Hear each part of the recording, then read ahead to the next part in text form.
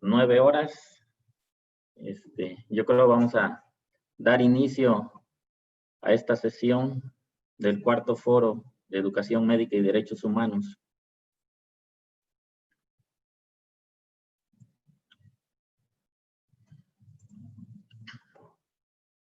Sean todos bienvenidos y bienvenidas a esta mañana, en la cual tendremos pues una sesión más referente ahora al simposio sobre derecho y salud.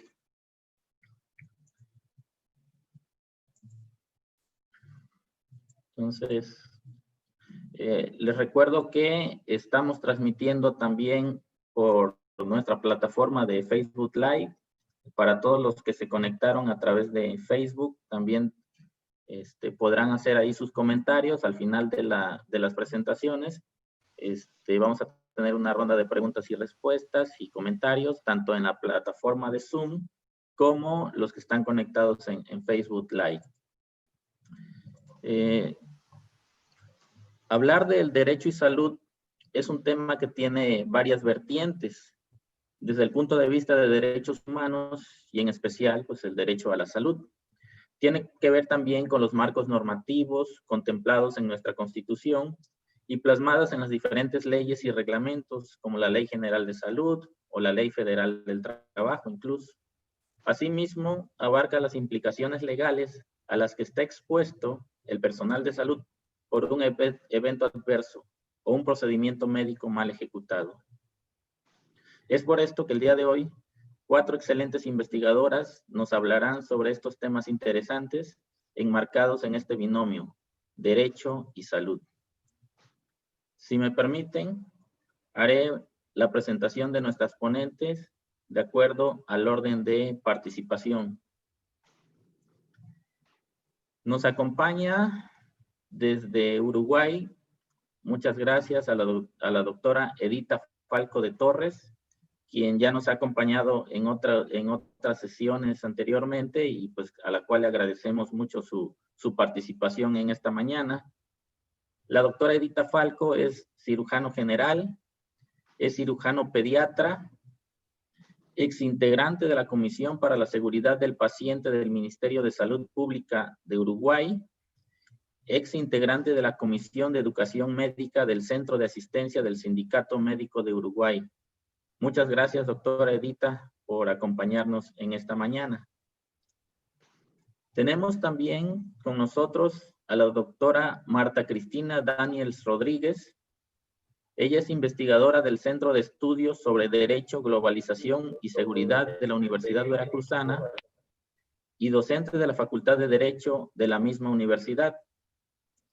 Es licenciada en Derecho y doctora en Derecho Público, con mención honorífica por parte de la Universidad Veracruzana.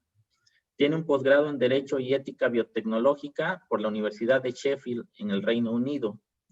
Es investigadora nacional nivel 1, integrante del Cuerpo Académico Consolidado Transformaciones Jurídicas, maestría en Derecho Constitucional y Derecho Humano, la cual está cursando, y tiene varios diplomados sobre Derecho Ambiental, Bioética, Médica y Derecho y Amparo. Proyectos de investigación y publicaciones relacionadas con las líneas de investigación, regulación jurídica de la biotecnología moderna y derecho y docencia. Muchas gracias, doctora Marta Cristina Daniels, por su participación en este foro. Gracias. Contamos también con la presencia de la doctora Josefa Montalvo Romero. Ella es investigadora de tiempo completo del Centro de Estudios sobre Derecho, Globalización y Seguridad de la Universidad Veracruzana. Es doctora en Derecho Público, con mención honorífica por la Universidad Veracruzana.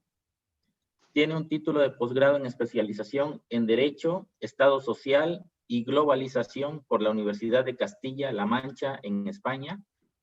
Es profesor con perfil deseable PRODED, investigadora de tiempo completo del Centro de Estudios sobre Derecho, Globalización y Seguridad, adscrito a la Universidad Veracruzana. Forma parte del Cuerpo Académico Consolidado Transformaciones Jurídicas y es coordinadora de la Red de Investigación Transformaciones Jurídicas. Las líneas de investigación tienen que ver con el Estado y Derecho del Trabajo, Derecho y Educación. Es catedrática de Derecho del Trabajo de la Facultad de Derecho y de la Facultad de Ciencias Administrativas y Sociales de la Universidad Veracruzana y es autora de diversos libros, capítulos de libros y artículos en materia laboral.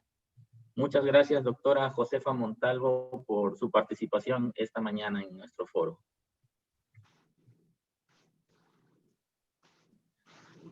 También nos acompaña la doctora Rebeca Elizabeth Contreras López. Ella es licenciada en Derecho, licenciada en Administración de Empresas, es maestra en Ciencias Penales y maestra en Docencia Universitaria, doctora en Derecho Público. Es investigadora de tiempo completo del Centro de Estudios sobre Derecho, Globalización y Seguridad de la Universidad Veracruzana. Es miembro del Sistema Nacional de Investigadores, nivel 1, directora de la revista Enfoques Jurídicos de la Universidad Veracruzana. Sus líneas de especialización son Derecho Penal, Política Criminal y Metodología de la Investigación.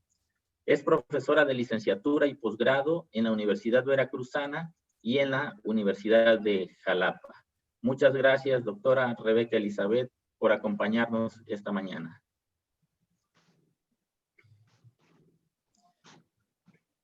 Bien, escucharemos estas 4 participaciones y al final tendremos una ronda de preguntas y comentarios por parte de los asistentes a través de las diferentes plataformas en las cuales estamos conectados, a través de Zoom. Para ello contamos, nos hará el favor de comentar la maestra Vianey Argüelles Nava, quien dará lectura a todas las participaciones que nos comenten en la plataforma de Zoom. Y en la plataforma de Facebook Live tenemos la colaboración de la doctora Carolina Delgado Domínguez, quien hará lo propio para los participantes en estas plataformas. Les recuerdo a nuestras ponentes que tendremos 15 minutos para cada presentación y al final tendremos la ronda de comentarios y preguntas. Muchas gracias y pues iniciamos dándole la palabra a la doctora Edita Falco para que haga el favor de comentarnos su participación. Muchas gracias. Adelante, doctora Edita.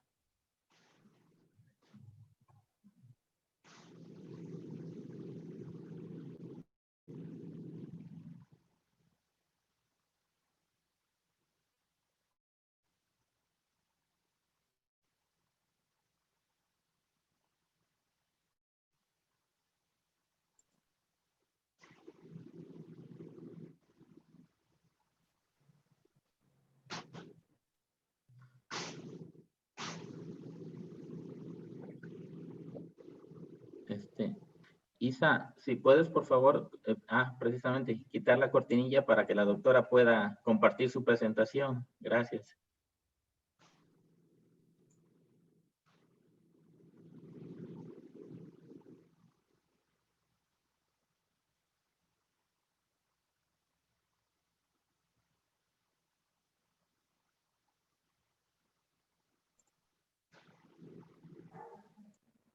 Bien, doctora Edita, ¿sí nos escucha?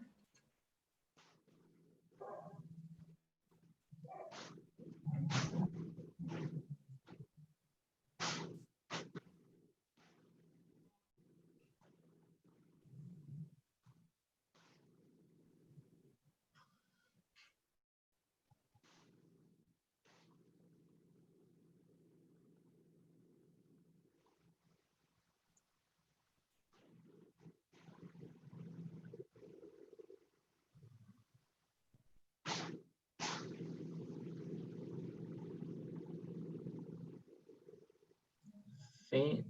Adelante, doctora Edita.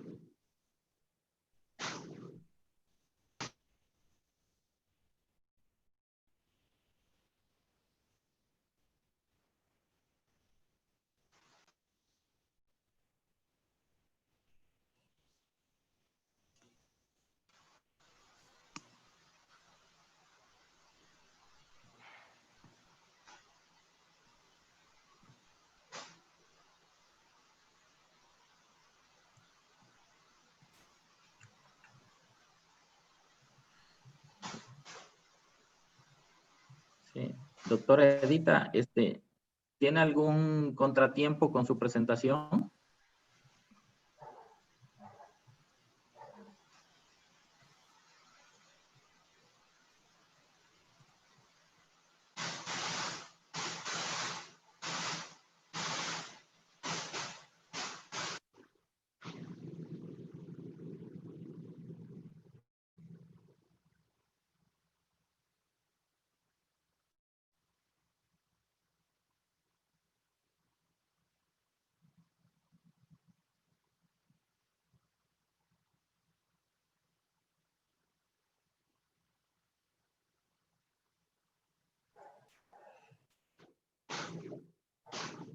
Bueno, parece que tiene algún problema con la presentación la doctora Edita.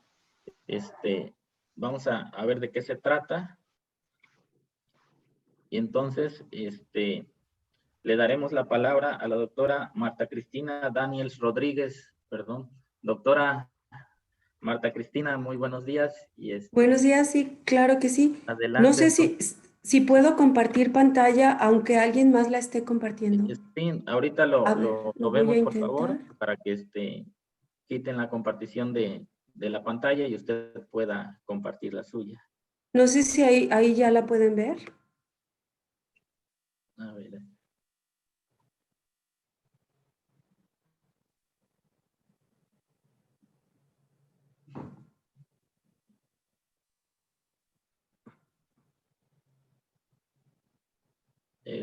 Maestra Isa, ¿pudieras quitar la compartición de la pantalla?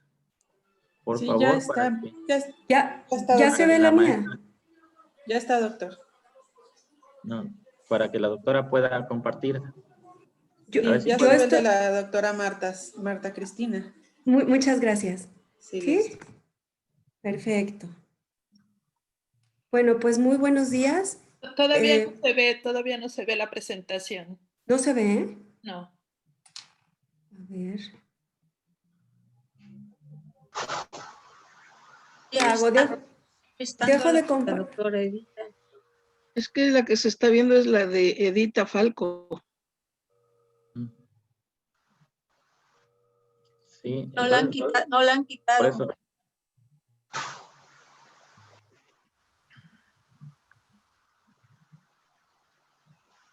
Esperen un momento. Voy a quitar. Sí.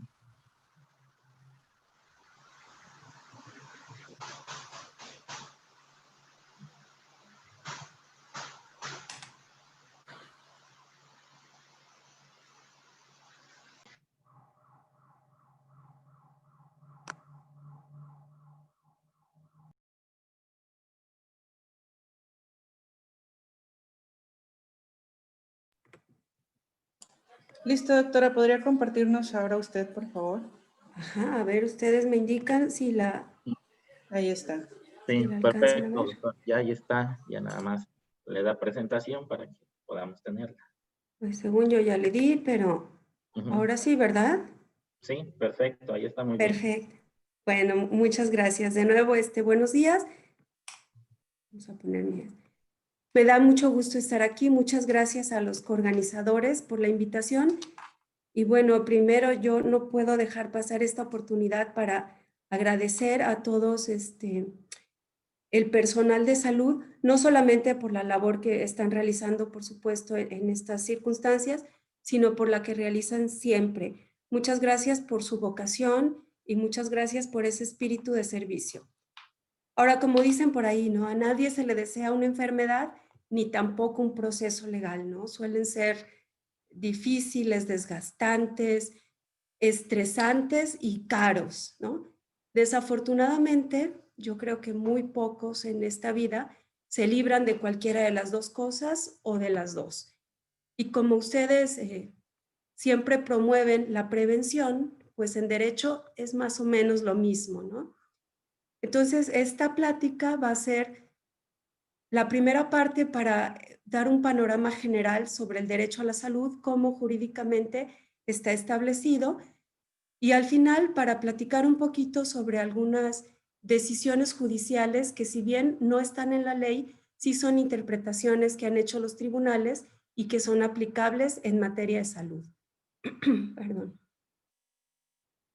Primero, como ustedes saben, y ya ahí al principio lo decía el doctor Manuel, pues el derecho a la salud está consagrado en el artículo 4 constitucional, ¿no?, que nos dice que todos tenemos derecho a la protección de la salud.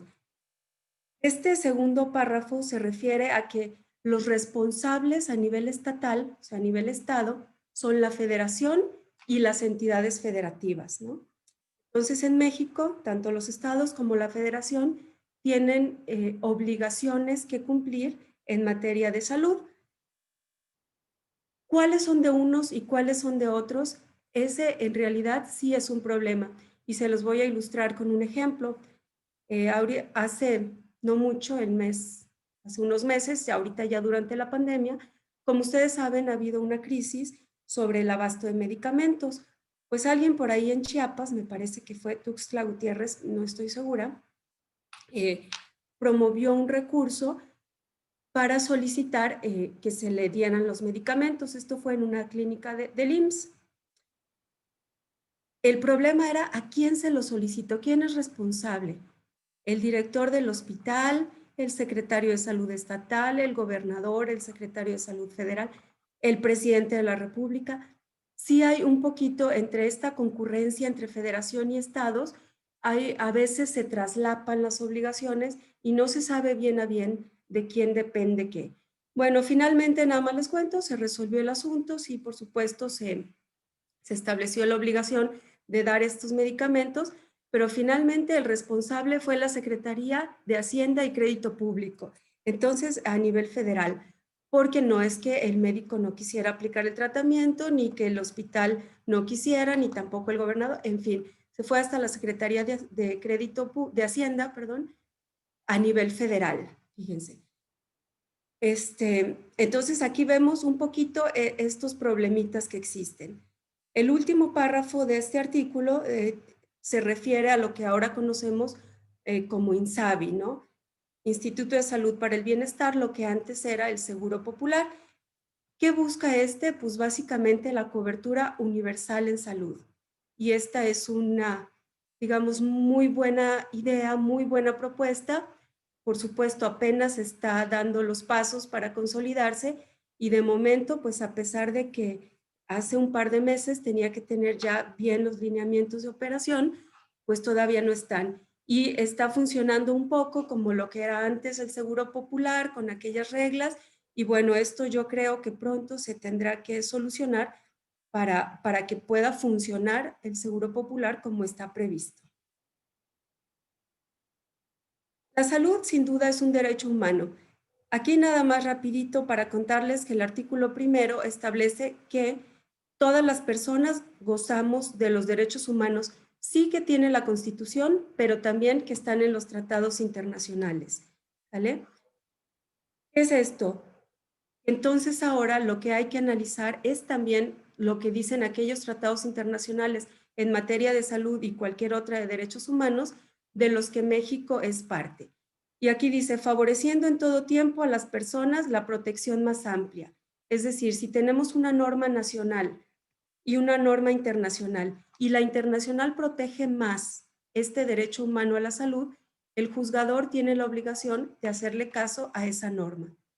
O si dentro de una misma norma hay dos interpretaciones posibles, el juzgador tiene la obligación de usar aquella que más beneficie a la persona. ¿Por qué esto es importante? Bueno, porque también hay lineamientos internacionales que establecen el derecho a la salud. La Organización Mundial de la Salud la considera como un estado de completo bienestar físico, mental y social. Es decir, no se refiere solo a que no haya afecciones o enfermedades, sino que además integra, digamos, lo biológico, lo psicoemocional y también dice, bueno, como somos seres sociales, requerimos de un entorno social adecuado para una vida digna. Y eso también significa derecho a la salud. Y como ya vimos, la Constitución dice que todos tenemos derecho a la salud y si la salud es abarca este concepto integral, quiere decir que el Estado debe comprometerse a sino a proveernos de manera inmediata, sí a tener acciones encaminadas a que esto se cumpla. Tenemos el Pacto Internacional de Derechos Económicos, Sociales y Culturales. ¿Qué es esto? Bueno, básicamente un tratado internacional en donde también se establece el derecho a la salud y la obligación de los estados, en este caso, para crear las condiciones que aseguren a todos asistencia médica y servicios médicos en caso de enfermedad.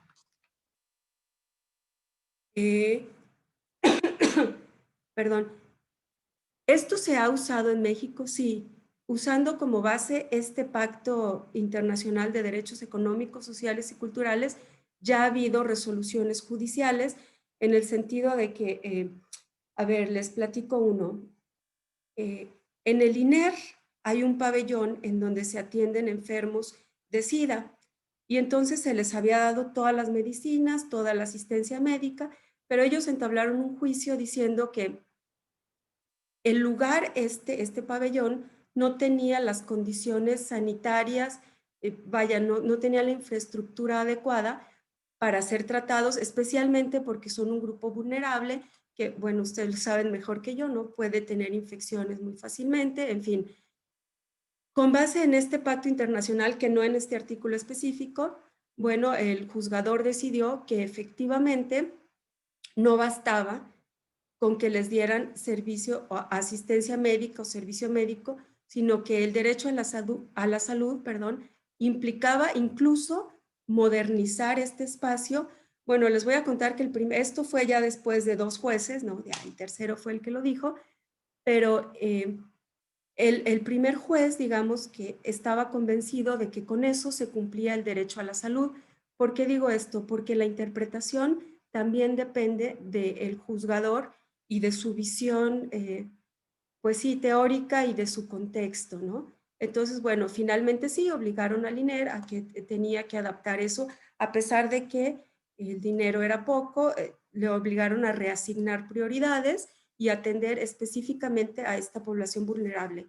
Entonces, ¿sirven los tratados internacionales? Sí, por supuesto, sí, sí se han utilizado. También tenemos un protocolo adicional, bueno, le vamos a llamar Protocolo de San Salvador, así muy rápidamente, y también a lo que se obliga el Estado mexicano es a atender, dice aquí, atención primaria de la salud y a la extensión de los beneficios de los servicios de salud a todos los individuos sujetos a la jurisdicción del Estado. Básicamente el compromiso aquí es contar con infraestructura, con insumos, con personal capacitado, y la salud abarca desde prevención, diagnóstico y tratamiento. A eso nos comprometimos aquí. Perdón. Como ven, en la normativa nacional tenemos la Constitución, Ley General de Salud, el reglamento, normas oficiales sanitarias. Les comento que estas son alrededor de 30 que abarcan desde el personal de enfermería, cómo se deben hacer hemodiálisis, cómo se debe integrar un expediente clínico, en fin, cada uno tiene estas normas sanitarias. También hay leyes estatales de salud, hay guías, manuales, protocolos que ustedes conocen mejor que yo, y también hay criterios judiciales. ¿Qué es esto? Que ustedes en su profesión están, pues sí, diría yo, obligados a conocer todo esto para no ser sujetos de responsabilidad por alguna malpraxis, ¿no? Me voy a detener, digamos, bueno, guías, manuales, protocolos, ustedes los conocen, y me voy a detener en los criterios judiciales. ¿Por qué? Porque estos no están en la ley. Es decir, estas son interpretaciones, como les decía, que hacen los tribunales respecto de lo que la ley dice. Y aquí quiero hablar de varias cosas. Primero, la Lex Artis ad hoc, que esto ustedes lo conocen, perdón, mejor que yo. La Lex Artis son los lineamientos de la profesión médica, ¿no? ¿A qué se refiere esto? A que, bueno, la ciencia médica no es exacta, ustedes lo saben mejor que yo, pero sí tiene ciertos parámetros que se deben cumplir en su ejercicio, ¿no? ¿Cuáles son estos parámetros? Pues los parámetros científicos que mejores resultados hayan tenido para la situación de que se trate. Entonces, ustedes están obligados por ley a utilizar la lex artis ad hoc, es decir, todo este conocimiento científico acumulado que mejor se adapte al caso específico. ¿Se valen tratamientos alternativos? Sí se valen, siempre y cuando ofrezcan la misma protección que el tratamiento científico ya probado. Esto se relaciona con el consentimiento informado. A ver, aquí lo que ha dicho la Corte es, les voy a platicar rápidamente, el caso de una niña que requería una transfusión sanguínea, su religión no se lo permitía. ¿Qué dijo la Corte en este sentido? Dijo, bueno, a pesar de que es un requisito el conocimiento informado, que los padres sepan el tratamiento y den su autorización, hay casos, y digamos, sí hay tratamientos alternativos, pero los padres no pueden optar por ellos porque no representan la misma eficiencia, la misma calidad que una transfusión, en el caso específico de esta niña. Entonces el Estado optó por tener la custodia temporal de la niña, aceptar el tratamiento, porque de acuerdo a la lex artis médica, eso era lo más importante. ¿Por qué les digo esto? Bueno, porque en caso de urgencia, básicamente lo que ustedes tienen que pensar es, ¿qué haría otro médico de mi misma especialidad en este caso específico? ¿Qué es lo que se usa? Y básicamente haciendo eso, no es que los vaya a librar de un procedimiento judicial, pero sí es que los puede librar de una responsabilidad por malpraxis. Luego, sobre el acto médico complejo, ¿qué ha dicho la Corte? Bueno, dice, a ver, cuando ustedes se trabaja con un equipo médico, yo me estoy imaginando en un quirófano, lo que se decía es que ¿quién es el responsable cuando algo ahí sucede, cuando algo malo sucede? Y entonces aquí hay varias teorías. Uno dice, pues el capitán del barco, ¿no? El jefe médico es el responsable. Otros dicen, no, pues compartamos la responsabilidad. Si algo pasa ahí, somos todos. Aquí lo que dijo el tribunal fue, no, cada quien es responsable de lo que hace cuando el equipo fue conformado, digamos, fue obligado a conformarse, ¿no? Como en algunos hospitales. Le hablan al anestesiólogo, al enfermero, etcétera. Si eso pasa, cada uno es responsable de lo que haga, a menos que los demás se hayan dado cuenta que había una posibilidad de malpraxis y no lo haya dicho, ¿sale? Ahora aquí lo que dijo la Corte es, cuando el médico responsable tuvo la oportunidad de escoger a su equipo, entonces sí, el médico comparte la responsabilidad. Por ejemplo, escogió el anestesiólogo. Si él hace algo mal, sí puede compartir esta responsabilidad porque él pudo escoger a una persona, digamos, más competente para realizar aquello. Bueno, los jefes de unidad de un hospital son responsables, no siempre, porque ellos no pueden vigilar todos los actos de más personal de salud, solamente responsables si se dio cuenta y no hizo nada para evitarlo. En cuanto a la responsabilidad patrimonial del Estado, pues a veces el hospital, siendo un hospital público, es responsable de lo que pase y entonces tiene la obligación de indemnizar a la víctima y se hace responsable. Ya, bueno, si da tiempo después les contaré de un caso, pero sí hay, también el Estado puede ser responsable independientemente de responsabilidades individuales del personal sanitario, ¿no? Ustedes lo que tienen es obligación de medios, no de resultados. Es decir, a ustedes se les va a juzgar por utilizar los medios idóneos para hacer su trabajo, pero esto no quiere decir que siempre tienen que salvar o curar a la persona, ¿sale? No tienen obligación de resultado, excepto cuando el contrato, el objeto del contrato sea eso. Por ejemplo, en el caso de los odontólogos o de los cirujanos plásticos, bueno, si el objeto del contrato era de resultados, obtener cierto resultado, bueno, ahí sí, esa es la excepción. En derecho siempre decimos la carga probatoria, la prueba, el que acusa tiene que probar. Pues para ustedes funciona al revés. Aquí la carga probatoria es inversa. El médico es el que tiene que decir que no hizo o que actuó de acuerdo a su lex artis, a la lex artis ad hoc, y ustedes son los que tienen que probar. Esta es una excepción en materia de derecho. Bueno, me voy a brincar lo del testamento vital, que está vinculada con el consentimiento informado y con la autonomía de la persona. Y nada más aquí el expediente clínico, lo puse en mayúsculas, porque este es como su salvaguarda. Todo debe estar en el expediente clínico con los datos que se requieren, qué hicieron, a qué hora, el ingreso, el egreso, el tratamiento, el diagnóstico, el historial. Todo lo tienen que poner ahí porque eso es lo que confirma y fecha y hora, porque eso es lo que les asegura en un futuro, si tienen algún problema jurídico. Esta es como la primera prueba que se solicita. Perdón, me pasé un par de minutitos, pues hasta aquí lo dejo. Muchas gracias. Muchas gracias, doctora Cristina Daniels. Muy interesantes sus comentarios. Ahí en el chat vamos a tener las preguntas y comentarios, y al final de las presentaciones daremos lectura a ellas para comentarios y preguntas que ustedes puedan responder. Bien, no sé si ya tenemos el audio de la doctora Edita Falco. Doctora Edita, ¿nos escucha por ahí?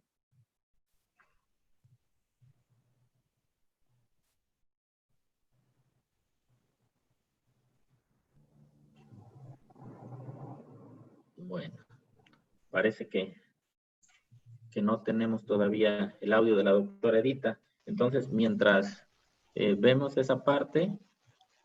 ¿Sí, doctora Edita?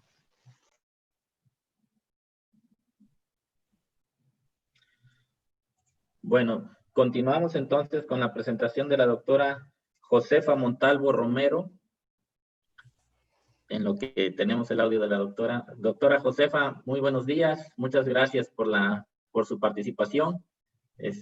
Adelante, entonces, la escuchamos. Muy buenos días a todos. Yo no les voy a compartir ninguna presentación, les voy a platicar más bien. Y bueno, antes que nada, al igual que la doctora Daniels, agradecer a los organizadores la oportunidad que nos da de interactuar estas cuestiones jurídicas con las cuestiones de salud que tan importantes son, siempre lo han sido, pero más en estos momentos. Agradecer al maestro Manuel todas sus atenciones y obviamente a los organizadores. Agradecer la oportunidad que me dan de compartir este foro con la doctora Falco y evidentemente con mis compañeras del Centro de Estudios sobre Derecho, Globalización y Seguridad. Y para no perder más tiempo, como ustedes veían en el programa, yo les voy a platicar un poco de lo que tiene que ver con los médicos residentes y su regulación en la Ley Federal del Trabajo, ¿sí? La historia de los médicos residentes no ha sido un camino fácil. En nuestro país, ustedes lo saben, ¿sí? Después de muchas luchas han logrado que se les reconozcan sus derechos y es así que actualmente, por ejemplo, se reconoce académicamente a la residencia como una especialidad médica y existe un único mecanismo de evaluación para verificar la actitud de los médicos aspirantes a comenzar una residencia médica, lo cual se hace a través de la acreditación del examen nacional de residencias médicas. Fueron muchas luchas, sobre todo en los años 60 y demás, cuestiones históricas a las que no me voy a meter, ¿sí? Pero fue a partir de 1977 que la Ley Federal del Trabajo introdujo cambios para determinar un apartado especial para los médicos residentes en el capítulo 16, denominado Trabajo de médicos residentes en periodo de adiestramiento en una especialidad. Es así que este artículo 353A define en la Ley Federal del Trabajo al médico residente como el profesional de la medicina con título legalmente expedido y registrado ante las autoridades competentes para ingresar a una unidad médica receptora de residentes, evidentemente para cumplir con la residencia, ¿sí? Por su parte, esta unidad médica receptora de residentes es el establecimiento hospitalario en el cual se pueden cumplir las residencias que para los efectos de la Ley General de Salud exigen la especialización de los profesionales de la medicina. Y la residencia la va a definir o se va a entender como el conjunto de actividades que deba cumplir un médico residente en periodo de adiestramiento para realizar estudios y prácticas de posgrado respecto a la disciplina de la salud a la que se pretenda dedicarse dentro de una unidad médica receptora durante el tiempo y conforme a los requisitos que señalan las disposiciones académicas respectivas, ¿sí? De acuerdo con este artículo 353 y todos sus incisos, que son varios en la Ley Federal del Trabajo, los médicos residentes tienen derecho a disfrutar de todas las prestaciones que contempla la Ley Federal del Trabajo y de todas aquellas que sean necesarias para el cumplimiento de su residencia, ¿sí? En términos muy generales, como obligaciones se establecen en la ley, entre otras, ¿sí? Pues cumplir la etapa de instrucción académica y el adiestramiento, cumplir la etapa en la que se tienen que estar sujetas a las órdenes de las personas encargadas del adiestramiento y el desarrollo del trabajo, acudir a las conferencias clínicas, etcétera, requeridas, cumplir con las disposiciones internas de la unidad médica receptora, permanecer en las instalaciones de la unidad hospitalaria, ¿sí? Donde queda incluida, y aquí es una parte muy importante, donde queda incluida en este permanecer en las instalaciones médicas, queda incluida la jornada laboral y el adiestramiento en la especialidad y los periodos para disfrutar de reposo y para ingerir alimentos, someterse y aprobar los exámenes periódicos a los que se tengan que someter, etcétera. En términos generales, estas serían las obligaciones, ¿sí? Como vemos, en realidad se trata de un régimen especial, así lo tiene catalogado la Ley Federal del Trabajo en este capítulo de trabajos especiales, y prácticamente casi mixto, ¿sí? Entre un grupo de trabajadores o una empresa de trabajadores y los becarios o estudiantes de una institución académica, y es justamente uno de los problemas de fondo de este régimen especial, que no resulta sencillo delimitar claramente cuáles son las fronteras entre las cuestiones estrictamente académicas derivadas de un plan de estudios escolar y las cuestiones laborales. En este contexto, podemos mencionar que partimos de la confusión que se da precisamente entre la Ley Federal del Trabajo y la norma oficial mexicana 001 SA3 2012, ¿sí? Y su proyecto de actualización del 2018, que reglamenta la calidad de los médicos residentes, en la cual, por un lado, nosotros vamos a encontrar, ¿sí?, que la primera, es decir, la Ley Federal del Trabajo, reconoce la calidad de trabajadores de estos médicos residentes, y la segunda, la norma oficial mexicana, los califica como becarios o estudiantes, ¿sí? Esto genera que las relaciones entre médicos residentes y los hospitales donde se prestan sus servicios posean una cierta incertidumbre respecto de sus derechos humanos, en este caso los laborales, donde se ven comprometidos por la discrecionalidad de la autoridad a la hora de determinar su calidad y con ello sus derechos y obligaciones. Como sé que nos están escuchando, están participando con nosotros académicos, estudiantes y personal de salud de otros países, muy rápidamente menciono que las normas oficiales mexicanas son regulaciones técnicas de observancia obligatoria expedidas por las dependencias competentes, que tienen como finalidad establecer las características que deben reunir los proyectos o servicios cuando estos puedan constituir un riesgo para la seguridad de las personas o dañar la salud humana, así como aquellas relativas a la terminología y las que se refieren a su cumplimiento y aplicación.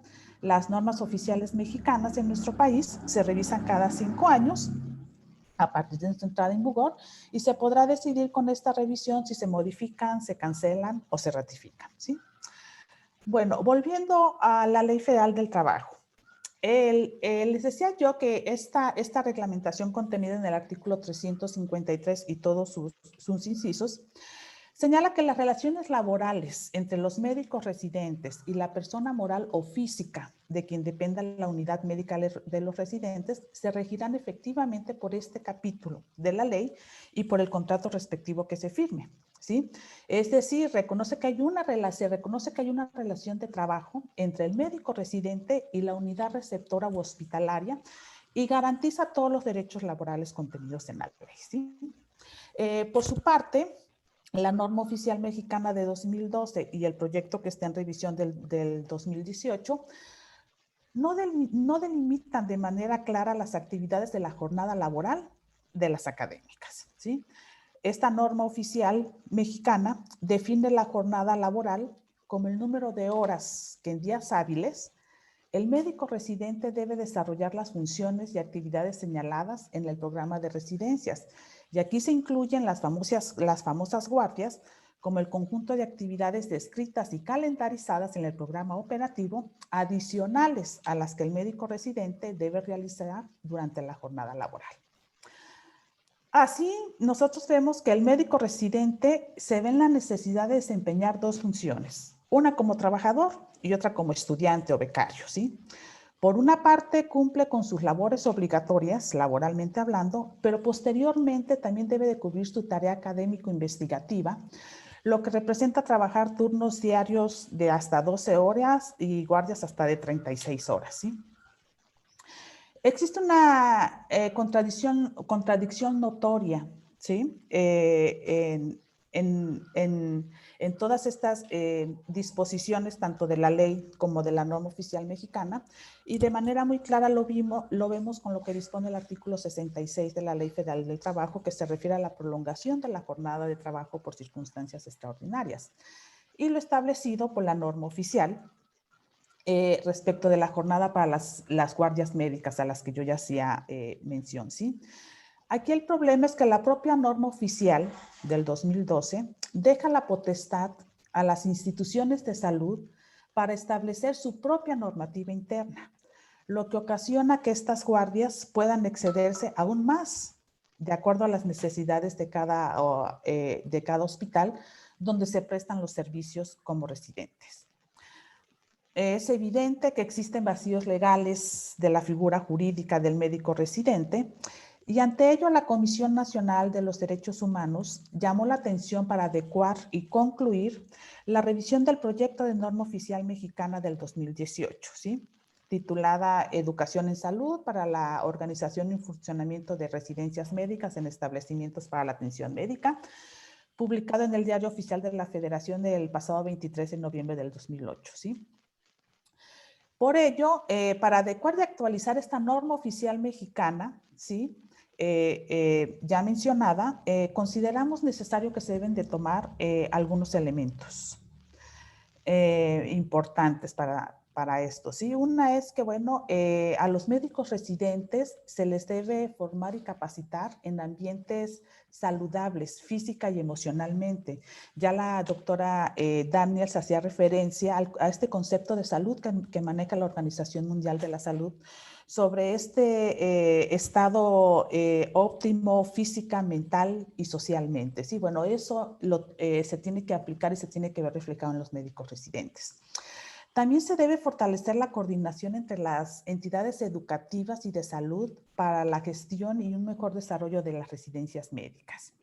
Se debe también mejorar las condiciones laborales, evidentemente, de los residentes médicos, sobre todo en lo que respecta a la jornada, a salarios, descansos y vacaciones.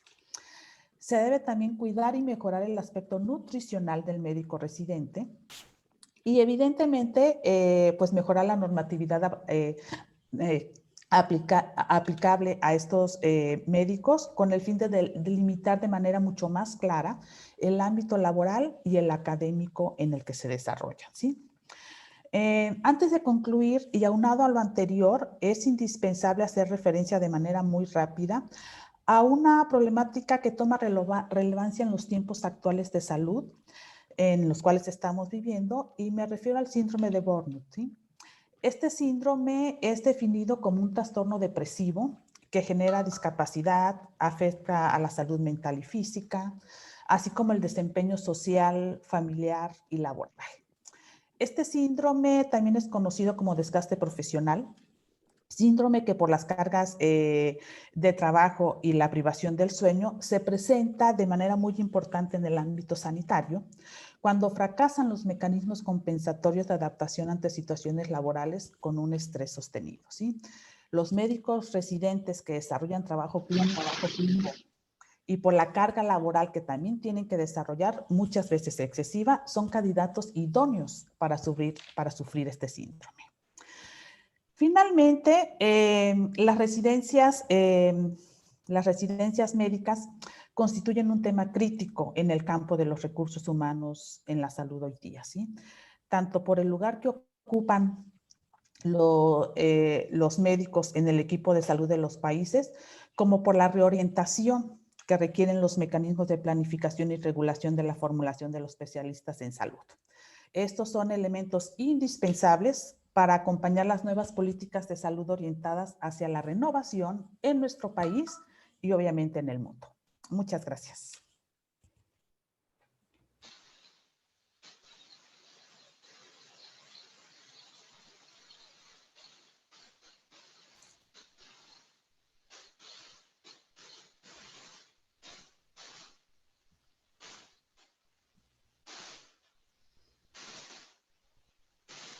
Muchas gracias, doctora Josefa. Doctor Manuel, no escuchamos su micrófono, doctor Manuel Luzania. Bueno.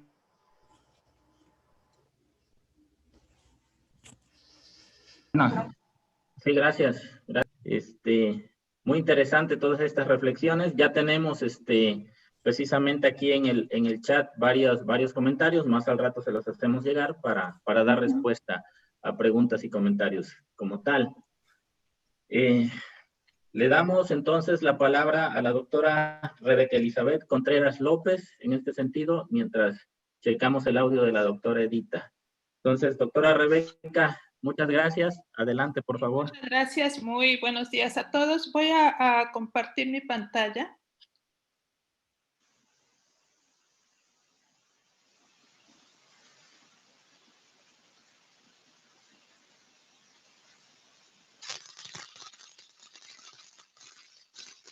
Ahí está ya visible, ¿no? Sí, doctora, ya la vemos. Ok, muchas gracias. Bueno, como mis compañeras, pues antes que nada, un agradecimiento por esta invitación, que si bien nos da una oportunidad para platicar con ustedes sobre algunos elementos generales de regulaciones jurídicas específicas, también es un reto.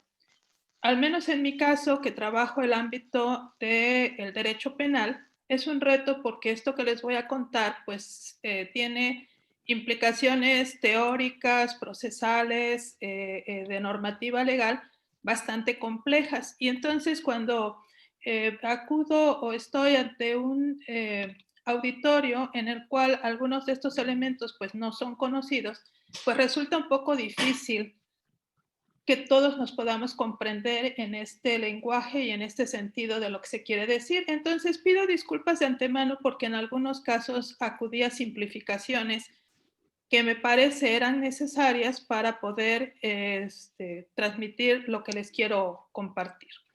Bueno, en primera instancia, de lo que quiero hablar hoy es precisamente de una responsabilidad penal por intervención médica, pero una responsabilidad penal que se va a generar de manera culposa. Y ahorita voy a platicar de qué se trata. Lo primero que tenemos que considerar es que la responsabilidad penal es una responsabilidad subjetiva. ¿Y a qué se refiere esto? Se refiere a que cuando hay una responsabilidad penal, lo que vamos a sancionar es la conducta específica de una persona. En principio, un ser humano que puede estar haciendo cosas o no haciendo aquello a lo que está obligado. ¿Qué significa eso? Que en materia penal, esa posibilidad de cometer delitos se puede hacer por actuar, hacer cosas de una cierta manera, pero también por omisión, no hacer aquello a lo que estamos obligados. Y esa responsabilidad subjetiva implica que vamos a responder por nuestra conducta específica. no por circunstancias que eso se refiere a una responsabilidad objetiva, que tienen que ver con a lo mejor objetos peligrosos que tenemos a nuestro alcance por la responsabilidad de otros que están sometidos a nuestra tutela o a nuestra vigilancia, sino por lo que específicamente cada uno de nosotros esté realizando. Luego, esto en materia penal empieza a implicar un montón de problemas, como el caso que plantea la doctora Daniels en una operación, un equipo médico, pues establecer la responsabilidad de cada uno es bastante complejo y bastante difícil en un proceso penal. Hay que tener en cuenta que la responsabilidad penal se establece en una sentencia. ¿Esto qué significa? Cuando iniciamos un procedimiento penal, tenemos sí obligación de investigar los hechos, lo que haya ocurrido, pero no hay todavía una declaración de responsabilidad. Tenemos que esperar todo el procedimiento para que esto ocurra. En términos generales, en cualquier procedimiento penal, una persona imputada por un delito es inocente hasta que no se demuestre lo contrario. Pero en el procedimiento sí se pueden establecer lo que llamamos medidas cautelares, provisionales, de prevención, digamos, de otros actos o de otros hechos para proteger a las víctimas, a posibles víctimas también, para garantizar la reparación del daño. En materia penal es el ámbito en donde las consecuencias por una conducta determinada son las más severas, las más fuertes, empezando por la privación de la libertad. También en materia penal se tiene que hacer pago de sanciones pecuniarias, en términos generales, multa y reparación del daño. También una de las consecuencias de la responsabilidad penal es la inhabilitación en el ejercicio profesional. Y hay que tener en cuenta que estas sanciones en México, no pasa así en otros países, pero en México son independientes de sanciones administrativas o civiles. En México, pese a lo que la Constitución establece, que yo pienso que ahí hay una violación importante, nosotros podemos tener sanciones en el ámbito penal y al mismo tiempo sanciones administrativas como servidores, como funcionarios, como personal de salud, e incluso sanciones en materia civil que tienen que ver con el pago de indemnizaciones que se pudieran generar en procedimientos civiles. Decía yo, en otros países esto no ocurre porque generalmente se absorbe, digamos, esa responsabilidad en el ámbito penal, que es la más fuerte, la más severa, y primero resolvemos si efectivamente hay una responsabilidad penal con las sanciones que esto pueda originar y después se abren otros procedimientos. Aquí en México podemos tener procedimientos que al mismo tiempo se estén generando en una y en otra materia. Decía yo, esta responsabilidad es subjetiva y sí hay excepciones y los códigos penales empiezan a plantear algunos tipos penales que no deberían ser tipos penales, que no se deberían ser delito con una responsabilidad puramente objetiva, pero esto es una excepción. ¿Qué significa que esa responsabilidad es subjetiva? Que la conducta, y por conducta me refiero tanto a la acción como a la omisión, se deben realizar con lo que nosotros denominamos dolo o culpa. El dolo es la intención. Cuando yo estoy haciendo una conducta con la intención de causar un daño, sabiendo de antemano que puedo ocasionar ese daño a una persona y aún así la llevo a cabo, la realizo.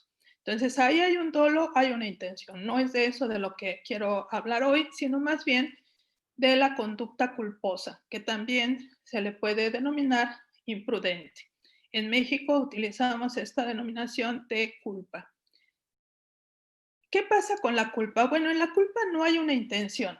No queremos causar un daño, pero efectivamente nuestra conducta ocasiona ese resultado que está tipificado en la ley, que los códigos penales recogen en cada uno de los delitos a los que nos podamos referir. Aquí lo que vamos a sancionar es que el sujeto actuó de manera imprudente, que no cumplió con sus deberes de cuidado, de atención, que fue negligente en la conducta que está desarrollando, que tenía obligación de actuar de cierta manera, teniendo lo que en la ley conocemos como un deber de cuidado, que lo podía realizar, no estaba impedido para hacerlo, pero sin embargo no lo hizo. Y algo que es bien importante en los temas de salud, que actuó con impericia. O sea, de antemano sabía que no estaba capacitado para poder hacer cierto procedimiento, para poder hacer ciertas cosas, y sin embargo, de cualquier forma lo realizó. Entonces, cuando hablamos de la culpa, definitivamente hablamos de que no hay intención. No quisimos causar el daño, no quisimos causar la afectación, sin embargo, la ley asume que tuvimos que tener cuidado, precaución, prevenir la posibilidad de esos daños y evitar actuar de cierta manera. Al no hacerlo, vamos a responder penalmente por ese resultado que hayamos ocasionado. Aquí es importante considerar, y esto también es una dificultad no solo para las personas sometidas a procedimientos penales, sino incluso para cualquier abogado, cualquier persona que se dedique a estos temas, y es que no solo es en México, es una tendencia general, tenemos multitud de leyes que definen y establecen delitos.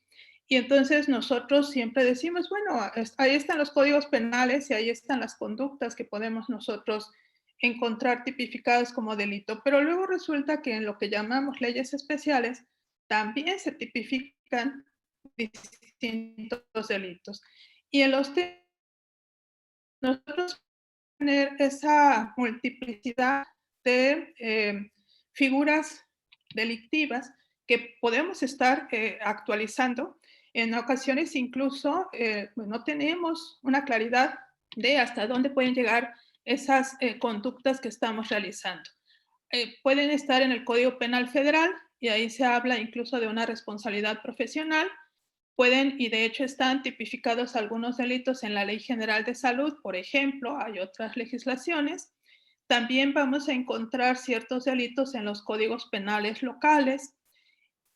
¿Y qué es lo más complejo de todo esto? Bueno, algunos delitos son referidos específicamente a los profesionales de salud o a los profesionales en general como una responsabilidad profesional que todos los profesionistas debemos de cumplir, que tienen que ver con una actuación ética, con una actuación acorde a ciertas condiciones, digamos, que estamos obligados a tener, pero también pueden ser delitos en general. O sea, por ejemplo, cuando hablamos de una muerte, cuando hablamos de lesiones, cuando hablamos incluso de otro tipo de conductas que están tipificadas como delitos en forma general, pero que por circunstancias específicas se cometen dentro de una actividad sanitaria, médica concreta, bueno, pues ahí, digámoslo así, el papel que juega el médico o el personal de salud lo que hace es agravar la conducta general que hubiese cometido. Me refiero, por ejemplo, a algún tipo de acoso, algún tipo de delito sexual, a alguna conducta que se estuviese presentando y que de alguna manera fuese violatoria, estuviese actualizando delitos, insisto, en un panorama amplio general que tenemos establecido en los diversos códigos y leyes especiales. Ya hablando específicamente de la conducta y del resultado de esa conducta del personal de salud, del personal médico, generalmente se habla de la negligencia médica, pero cuando hablamos de negligencia, de lo que estamos hablando es de una culpa grave. ¿Qué significa eso? Significa que en términos generales se tipifican delitos culposos, se acepta que se puede actuar a través de acción o de omisión, se acepta que en la culpa no hay intención, pero sí hay la violación de ese deber de cuidado, esa negligencia que habíamos hablado, en términos generales, con sanciones también generales, pero lo que ocurre acá es que cuando se habla de negligencia médica, generalmente se habla de una culpa que es más grave que la que normalmente puede ocurrir en otros casos o situaciones, como por ejemplo una persona que va manejando un vehículo, que va a exceso de velocidad, que actúa de manera negligente, que no tiene a lo mejor licencia para conducir, tiene o actúa bajo una situación de impericia. ahí hay una conducta culposa en donde tiene que responder por el daño causado. Pero en el caso de los médicos, del personal de salud, se considera que es más grave. ¿Por qué? Pues por las condiciones mismas de su profesión, de su función y de la preparación que ya de por sí deben de tener. Entonces, en estos casos, el juez va a considerar o a calificar, digamos, la mayor o menor gravedad de esa culpa, tomando en cuenta si se pudo prever el hecho, si se pudo evitar el daño del que estemos hablando, si ese deber de cuidado del inculpado efectivamente se le podía exigir en las circunstancias en que actúa y el papel que desempeña en el ejercicio de su profesión, de su actividad. Evidentemente, si hay una reincidencia, si ya estamos hablando de una persona que en otros casos ha tenido circunstancias semejantes con daño y afectación, bueno, pues eso también se va a tomar en cuenta. Y algo importante que tiene que ver con lo que en un momento vamos a platicar, es que si tuvo tiempo para actuar reflexivamente, para tener en cuenta cuál era la mejor manera de hacer las cosas en un momento determinado. Evidentemente, ahí estamos hablando de los casos de urgencia, de las emergencias que se pudieran presentar. Sin embargo, hay también excluyentes del delito. ¿Qué significa esto? Bueno, los códigos penales establecen una serie de circunstancias en las cuales, aún ocasionándose un daño o una afectación, el delito no se va a integrar. ¿Por qué razón no se va a integrar? Bueno, pues porque entran en juego circunstancias, no son atenuantes, es decir, no se disminuyen las penas, sino aquí en estos casos definitivamente el delito no se integra y por tanto en materia penal no habría ninguna responsabilidad. El primero es que el hecho se realice sin intervención de la voluntad de la gente. La voluntad de la gente se define, y ni siquiera lo voy a decir, ustedes lo saben mejor que yo, en términos biológicos, en términos orgánicos, una persona consciente de lo que hace, no es la intención. Ya habíamos dicho que la intención es el deseo de dañar o afectar a otro o no importarme la afectación que haga.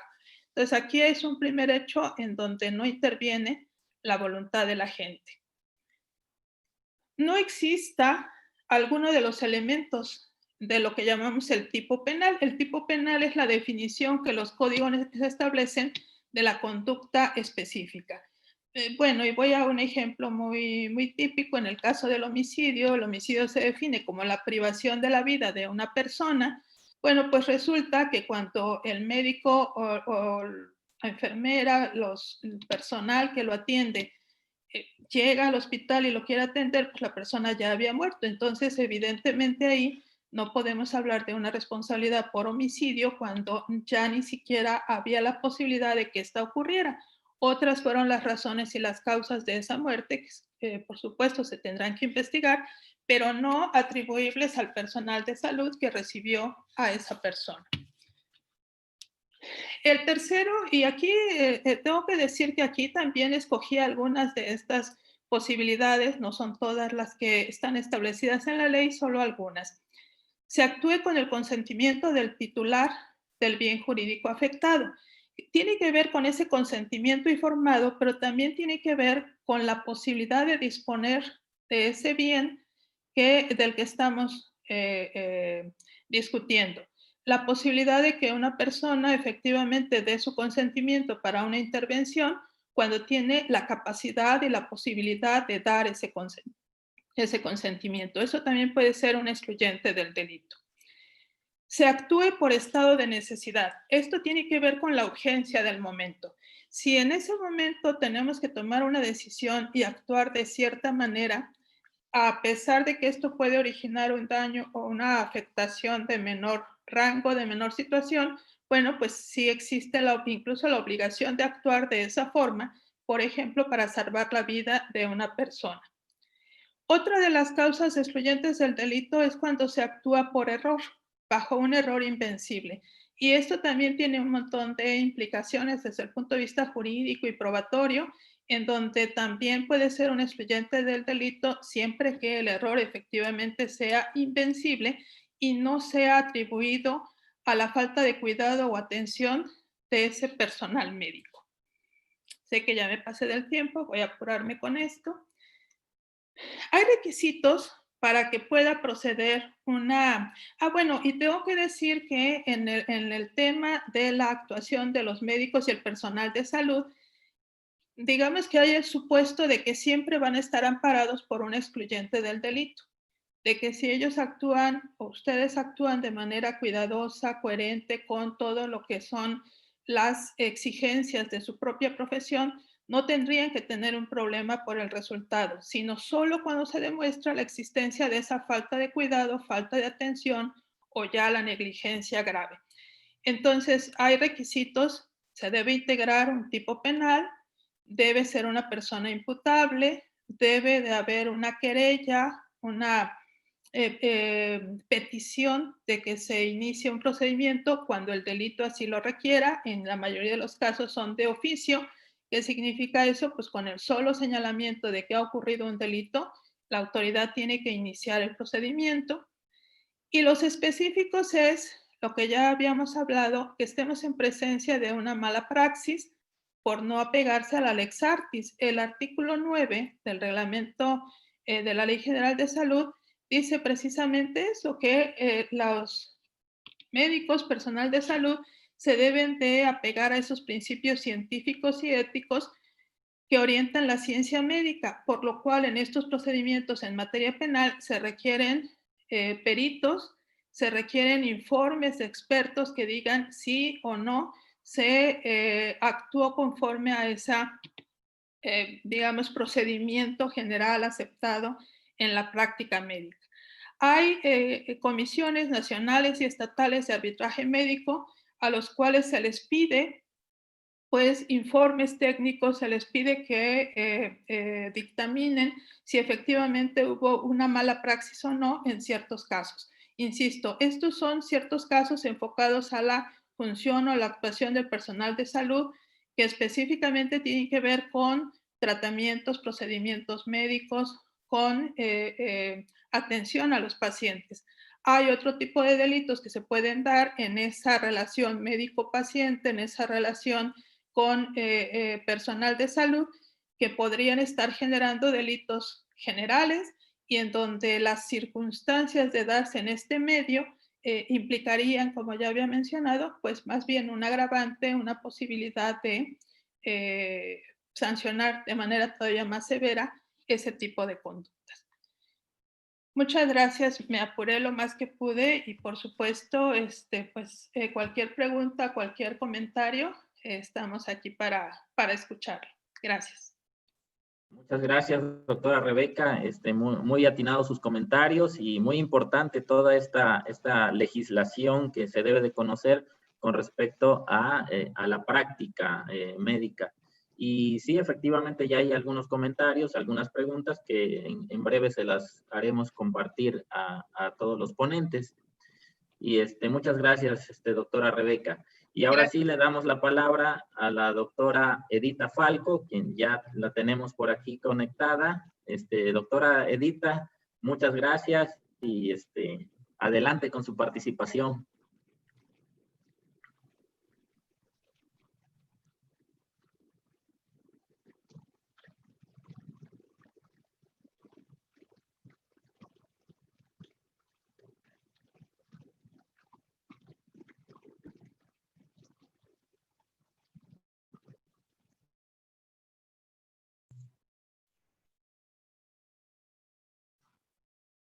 Adelante, doctora. No tenemos audio.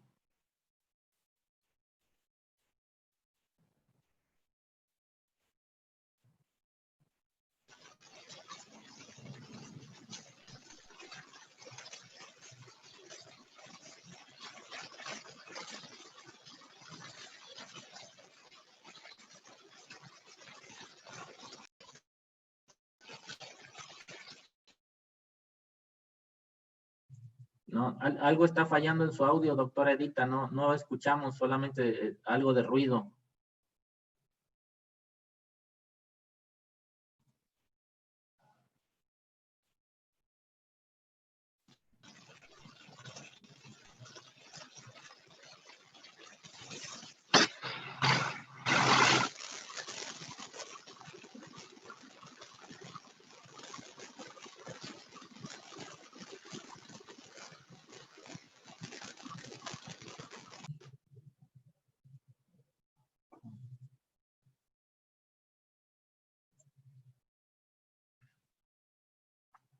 pues no podemos escuchar a la doctora Edita. Sigue el problema de su audio. Pues vamos a ver si la podemos recuperar en estos minutos. Pues vamos a dar paso entonces a los comentarios de nuestros asistentes que amablemente a través de las distintas plataformas, tanto de Zoom como de Facebook Live, nos han estado apoyando con sus preguntas y comentarios a nuestras ponentes. Entonces, le daría yo la palabra a la maestra Vianey Argüelles, quien tiene los comentarios relacionados a la plataforma Zoom. Entonces, maestra Vianey, si por favor nos haces el favor de comentar y las preguntas a las ponentes del día de hoy. Buenos días, con mucho gusto. Bueno, hay varios comentarios de felicitaciones y agradecimientos para todas las panelistas, así que me parece que es muy importante compartírselas también. Un momentito, por favor. El hospedador me ha pedido que inicie mi video, así que creo que ya se inició. Bien, para la doctora Daniels hay un par de preguntas. En primer lugar, la doctora Dulce María Cinta Loaiza pregunta: si el Estado es el obligado a proteger la salud, ¿qué acciones normativas tendrían que ponerse para que no haya evasión de esta responsabilidad? En otras palabras, ¿por qué acabó la Secretaría de Hacienda y Crédito Público siendo la responsable del caso que nos planteó, refiriéndose a la resolución sobre el caso del INER, porque fue una participación en los primeros momentos de su presentación? ¿Qué tanto la norma jurídica marca un deber ser y cuánto se aplica? Porque entra en juego la interpretación de la misma por el que la ejecuta. Y siguiendo con esta pregunta, interroga también si el que ejecuta la norma lo hace en función de su contexto y de su pensamiento, esto no sesga la aplicación del derecho, en especial el de la salud. Pienso en el caso de una violación, a manera de ejemplo. Otra pregunta para la doctora Daniels, del doctor Mauricio, es: en esta identificación de responsabilidades ante la demanda del otorgamiento de servicios de salud, más allá de la atención directa del enfermo y en la relación del médico-paciente, ¿qué propuestas podrían haber para establecer la responsabilidad global como aquella que corresponde al ejercicio de la salud pública? Y a manera de ejemplo comenta: actualmente, por la pandemia de SARS-CoV-2, está dejando huecos por una aparente necesidad de responder a algunos que suponen ser resueltos de manera urgente. En este momento hay un desabasto importante de vacunas del esquema básico de vacunación. No obstante, ese panorama ya se veía venir aún antes de la pandemia. Sin duda, hubo errores de planeación y ejecución de la estrategia. Y pregunta: ¿quién responderá ante potenciales casos masivos de enfermedades prevenibles por vacunación? Ahora, para la doctora Josefa Montalvo, la doctora Dulce María Cinta pregunta: si la Ley Federal de Trabajo le concede a los residentes todas las prestaciones y aunque sea un trabajador o un trabajo especial, ¿los residentes son o no trabajadores?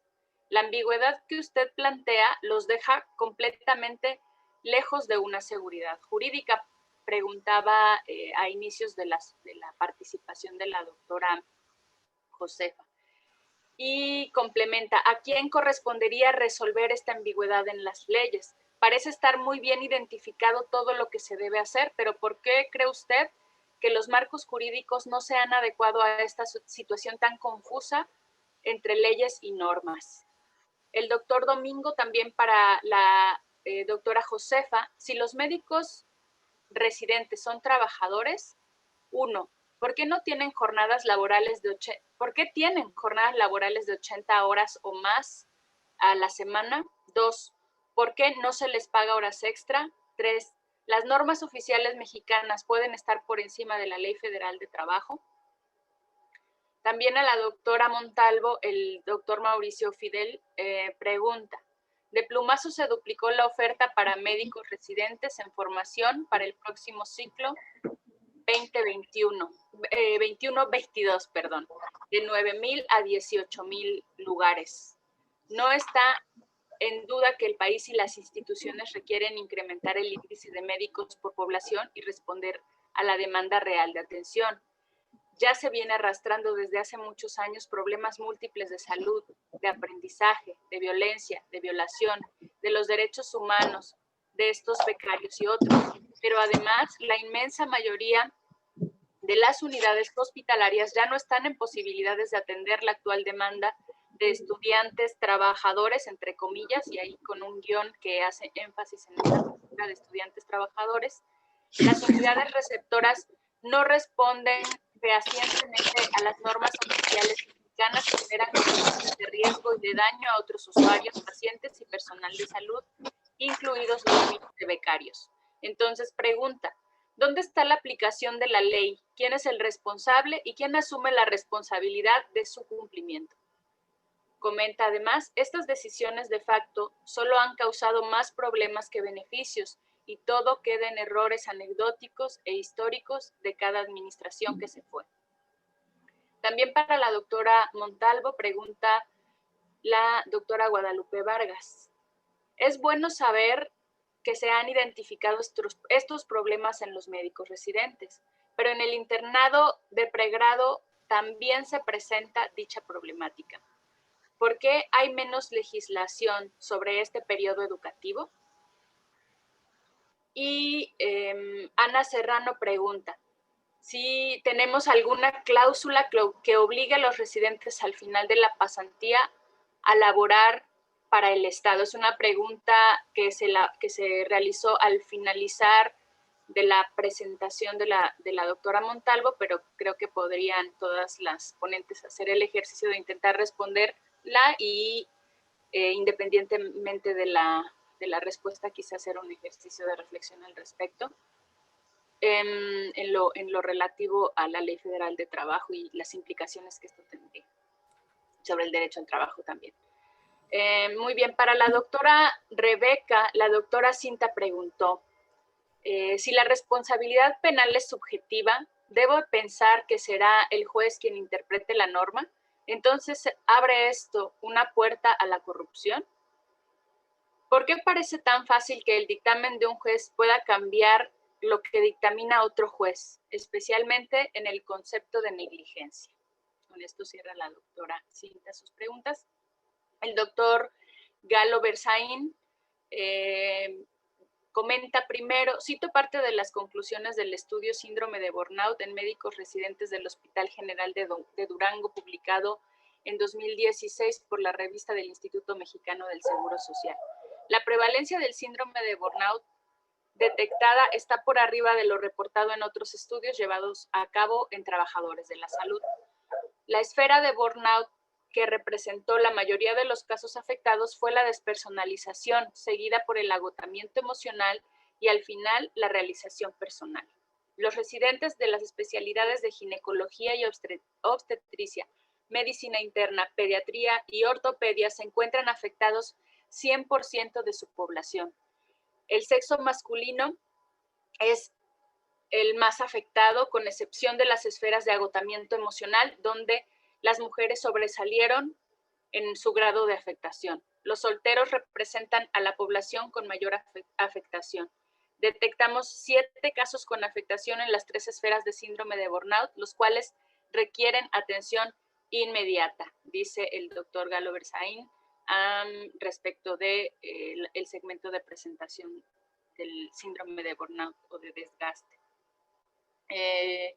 El doctor Mauricio comenta, voy a dejar de lado la responsabilidad que puede realizar un personal de salud en su ámbito individual, ya sea por impericia, mala práctica, etcétera, lo cual es reprobable y debe ser legalmente juzgado.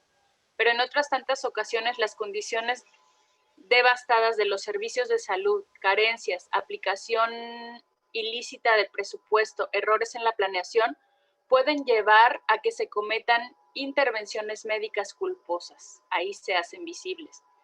Y así están los trabajadores de salud, a veces con cierta frecuencia, lo cual los pone en una situación de riesgo. Pareciera que debería haber una opción de objeción de conciencia que los pudiera eximir de realizar su trabajo si no cuentan con lo necesario. Eso podría dejar a hospitales o servicios de salud desiertos o despidos, ya que ahora se nos está viniendo el mal acuñamiento de ser héroes, entre comillas. Y pregunta, ¿dónde está la justicia? Guadalupe Vargas además comenta, aunque no está tipificado en el Código Penal Federal por los médicos internos de pregrado y en la mayoría de los reglamentos se le pone como acciones punibles a, entre comillas, comprometer con su imprudencia, descuido o negligencia la seguridad del lugar donde realiza su internado o a las personas que ahí se encuentran. Pregunta, ¿hasta qué punto podría recaer la responsabilidad del estudiante? Y además añade, en el caso de que sucediera un acto de esta naturaleza, ¿quién sería responsable? Muchas gracias por su atención. Espero que hayan registrado las preguntas las ponentes, y si no, con mucho gusto puedo ir directamente a repetir las preguntas sin extenderme en los comentarios por cada una de las panelistas. Muy amables por su escucha, estoy atenta por si se requiere nuevamente que las refiera. Gracias. Muchas gracias, maestra Vianney. Pues ahorita vamos a dar este espacio para los comentarios de nuestras ponentes y luego vamos con la doctora Caro para los comentarios en Facebook. Entonces, adelante, pues, doctoras, no sé quién guste comenzar con sus respuestas. Por orden de aparición, comienzo. Perfecto, bueno, sí, doctora Bueno. Cristina, adelante.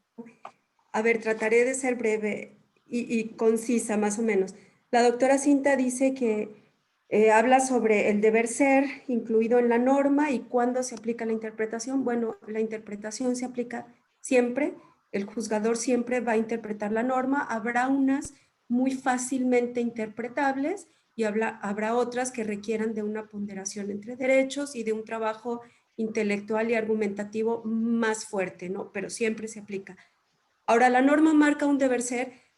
Bueno, sí, pero a ver, específicamente en el caso del derecho humano a la salud hay que entender que es un derecho progresivo y no regresivo. ¿Qué es esto? Que si bien el Estado está comprometido a proteger y a incentivar el derecho a la salud y a crear todos los mecanismos que hayan, no significa que el Estado esté obligado a tenernos a todos sanos, ¿sí? Es progresivo porque de acuerdo a sus capacidades económicas, de infraestructura y demás, tiene que ir avanzando hacia ese que usted llama deber ser, si quiere, hacia ese protección, digamos, total y completa del derecho a la salud, que es muy difícil de alcanzar. Lo que sí no se vale es que haya regresión, es decir, una vez que un derecho humano, en este caso a la salud, adquiere cierto nivel, ya no se puede bajar de ahí. El Estado está comprometido a partir de ahí a seguir adelante, ¿sí? Si ya se tenía, por ejemplo, cobertura de vacunación en un 98%, ya no es posible regresarnos a menos que eso, ¿no? Esa es la cosa. Nos dice por qué Hacienda fue responsable en aquel caso específico, porque era el responsable de compras consolidadas. Ustedes saben que cuando se crea el INSABI y bueno, todas estas nuevas normas, resulta que si antes se intentaba desconcentrar o descentralizar la labor en materia de compras en salud, ahora se volvió a hacer compras consolidadas y bueno, al final el juez así lo decidió, ¿no?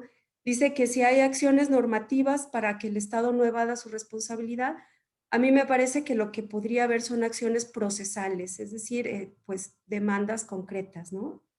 O denuncias. Dice, si el que ejecuta la norma toma en cuenta su pensamiento, no se sesga la aplicación del derecho. Yo tengo una visión muy cínica respecto de esto y sí, por supuesto, que las decisiones están sesgadas, pero la ley también establece ciertos parámetros de interpretación, ¿sale? Hay reglas para esto, el juez debe seguirlas.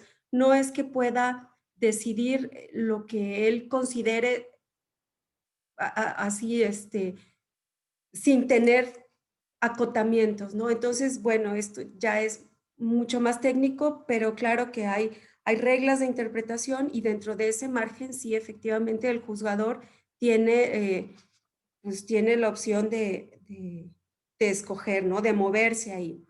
Luego, la doctora Dulce no era para mí, y dice que la sentencia de un juez la modifica otra sí, y depende de qué, bueno, pues de la argumentación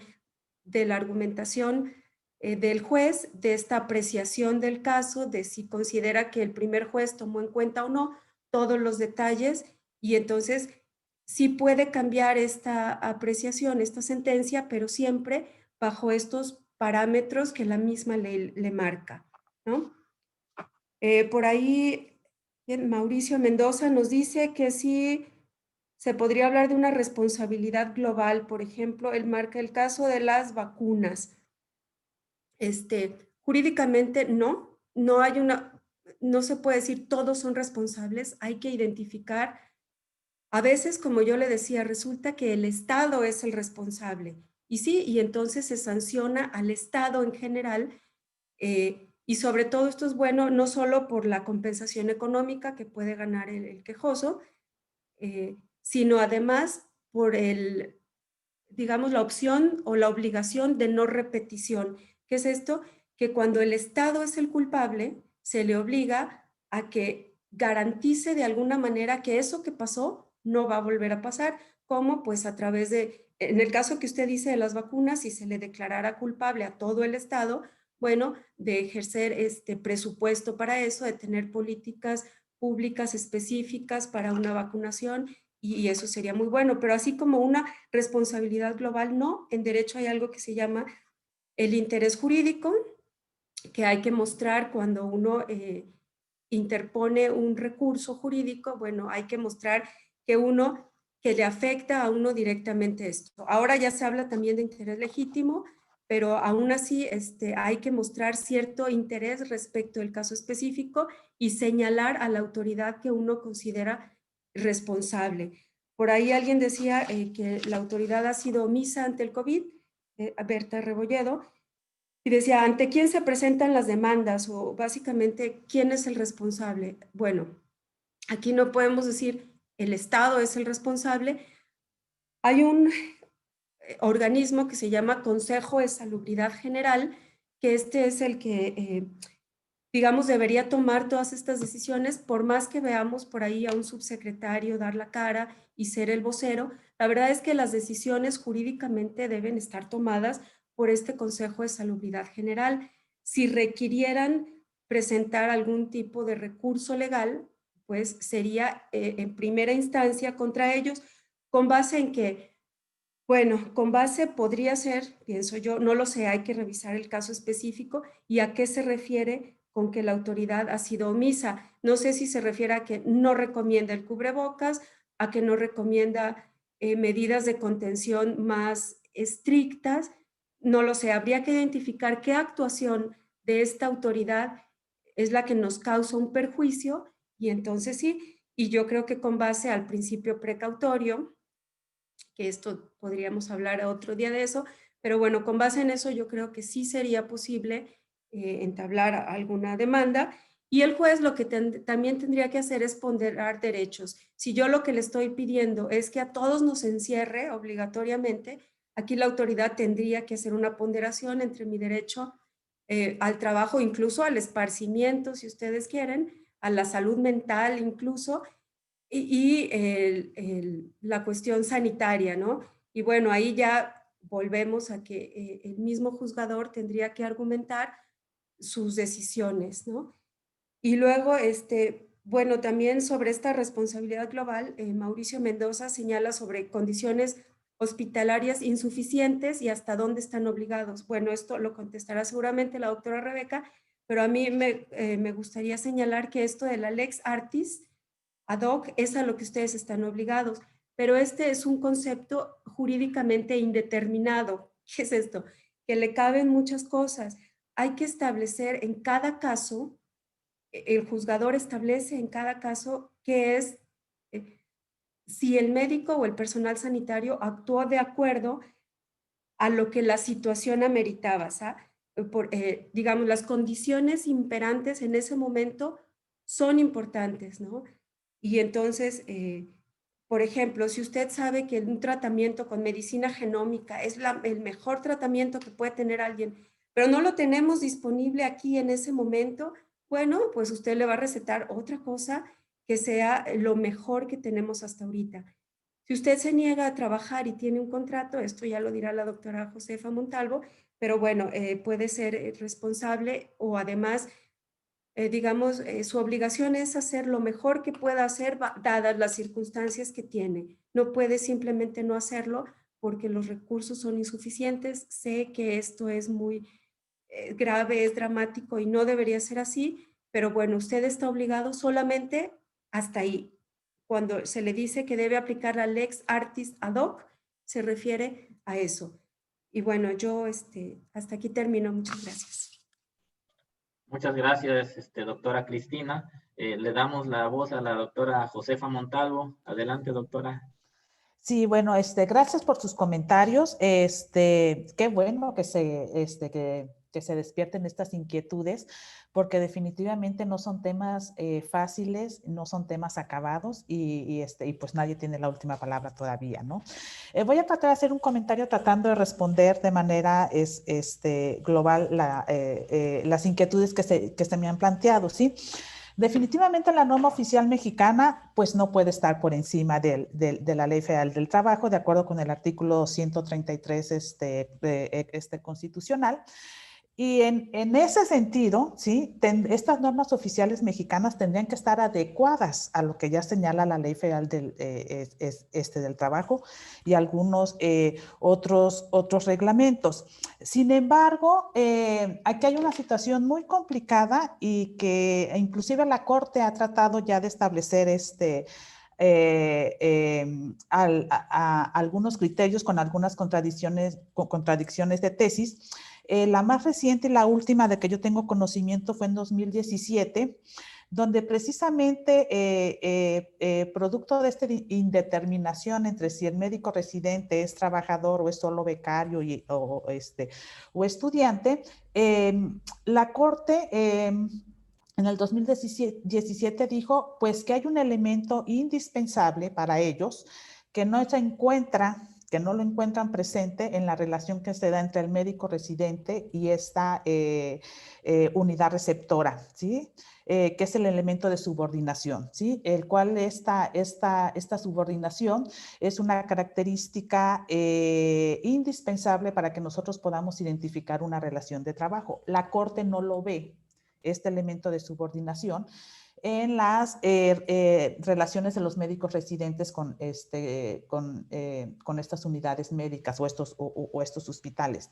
Personalmente, yo sí podría encontrarla, ¿sí? Ya hubo en el 2016 precisamente otra tesis donde se sustentaba que efectivamente es una relación de trabajo, porque no solo porque así lo señala la ley federal, sino porque existe este elemento de subordinación. Pero vuelvo a insistir, la controversia está ahí presente. Alguien en algún momento ya sugirió, y a lo mejor no pueda no ser una mala idea, que lo que pasa con estos médicos residentes es que están mal ubicados en la Ley Federal del Trabajo, ¿sí? Que si realmente los queremos considerar como trabajadores, no los tendríamos que ubicar dentro del apartado A del artículo 123 constitucional, sino que tendríamos que ubicarlos dentro del apartado B para que realmente el Estado pudiera fungir como patrón, ¿sí? Entonces, eso es también una idea que se ha manejado, pero finalmente alguien me cuestionaba por qué no se ha hecho nada. Pues no lo sé, pero hay mucho por hacer, eso sí está claro, ¿sí? Lo que sí probablemente tenga algún fruto y algún tipo de avance en esto de la regulación de los médicos residentes es la aprobación de este proyecto al que yo hacía alusión de la norma oficial mexicana del 2018, ¿sí? Esto está todavía como proyecto en revisión, ¿sí? Pero hay un punto de acuerdo ya por parte del Congreso para que a más tardar en diciembre de este año quede aprobada esta revisión a este proyecto. Y entonces, en este proyecto sí se manejan algunos cambios. Y menciono, por ejemplo, uno muy importante que tiene que ver con el de las guardias, porque algunos de ustedes comentaba también la excesiva carga de la jornada laboral y demás, ¿sí? Ya en este proyecto que se tiene planeado aprobar en diciembre de este año, de este proyecto de norma oficial mexicana, actualizada, evidentemente, ¿sí? Ya señala y delimita las guardias para los médicos residentes, ¿sí? Y estas guardias, dice ya este proyecto, que solamente podrán realizarse dos veces por semana como máximo, y con intervalo de por lo menos 3 días entre ellas, ¿sí? Lo que de alguna manera ya pone un límite, ¿sí? Y ya pone una cierta regulación a esta discrecionalidad que tenían los hospitales o las unidades médicas receptoras para establecer guardias con estos horarios excesivos que ya mencionábamos, ¿sí? Evidentemente, esto va a ayudar muchísimo con lo que también hacían el comentario por ahí de el síndrome del desgaste profesional, ¿sí? Yo soy muy partidaria de que en las cuestiones laborales tenemos que cuidar mucho, ¿sí? La salud mental y los ámbitos de trabajo. ¿Sí? Entonces, definitivamente este síndrome de desgaste profesional, como ya mencionaban en algunos de los comentarios, la estadística, va aumentando, el estrés va aumentando para el personal de salud en general, no solamente para los médicos residentes. Y lo hemos visto sobre todo en este año de pandemia. Sí, yo creo que es algo que se tiene que atender y lo que se tiene que voltear a ver es con mayor detenimiento, ¿sí? Finalmente, alguien preguntaba ahí si hay alguna cláusula que obligue al médico residente a laborar para el Estado una vez terminada su residencia. En la Ley Federal del Trabajo no está, ¿sí? Desconozco si puede estar en alguna otra parte, creo que no, pero no hay esa obligación. De acuerdo con la ley hay un contrato firmado por tiempo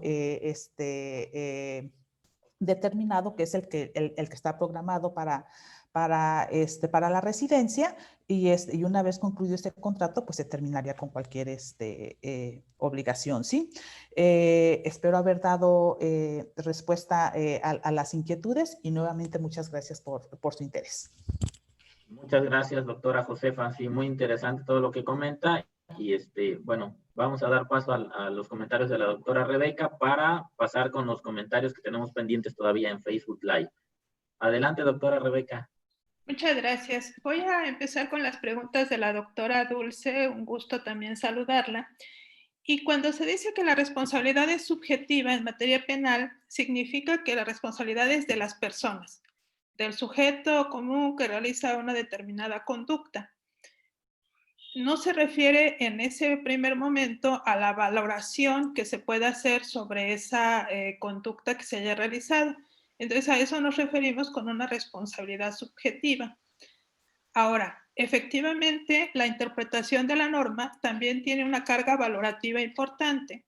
También el juez y los distintos jueces que conocen de un procedimiento van a poder tener criterios distintos, y la manera en que se trata de resolver, bueno, evitar la corrupción y resolver esa diversidad de criterios, son también procedimientos de recursos, de instancias que pueden ir revisando lo que un juez decide. Luego hay otros jueces que lo van a revisar, y entonces esa posibilidad de revisión es la que de alguna manera en el modelo procesal pues puede disminuir la ambigüedad, la arbitrariedad, y por supuesto poner en evidencia algún tipo de corrupción.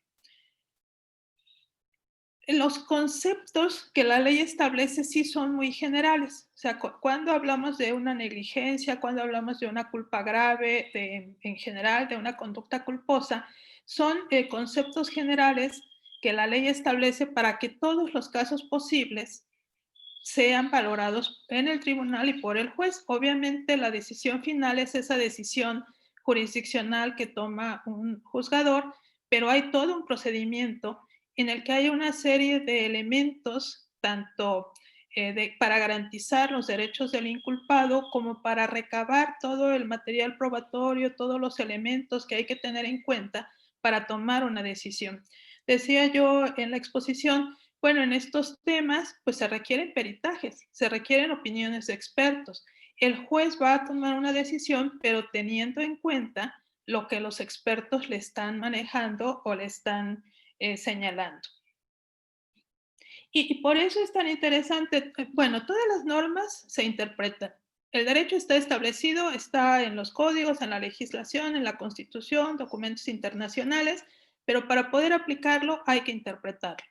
Y entonces se está trabajando y la verdad es que es un trabajo que poco a poco, creo yo, se empieza a consolidar en el sentido de la formación de los futuros profesionales del derecho en este ámbito, no solamente de las técnicas, los mecanismos, los requisitos de interpretación de la ley, sino también en el actuar ético, en la consolidación de un comportamiento apegado a derecho. Es muy difícil, hay muchos problemas a los que nos enfrentamos en los sistemas de justicia, pero desde mi punto de vista y también porque uno está en ese ámbito, creo que se está caminando, se está avanzando en ese sentido. Pero cuando ahí nos comentan o nos preguntan, ¿qué pasa cuando no hay las condiciones necesarias para poder prestar un servicio? Ya no digamos de calidad, sino un servicio con las condiciones mínimas que debe realizarse. Bueno, pues ahí precisamente es donde entra esta importancia de un juez al valorar un determinado comportamiento. La ley es general, es abstracta, pero cuando llegamos al hecho en sí mismo, dadas las condiciones y circunstancias en que puede presentarse, pues ahí es en donde se va a valorar si efectivamente esa persona actuó de manera adecuada, de manera coherente, sí con la lex artis y con las condiciones de un ejercicio profesional, pero también con las condiciones reales que estaba teniendo, que estaban ocurriendo en el momento en que tomó una decisión y realizó esa conducta. Lo que comentan sobre la posibilidad o una posibilidad de objeción de conciencia, bueno, en realidad no sería esa la figura en estos casos, pero más bien yo creo que tendría que plantearse desde un punto de vista sindical, laboral, el hecho de que si no hay las condiciones adecuadas para prestar un servicio, las condiciones necesarias, pues tendría que solicitarse que éstas se cumplieran, se acordaran.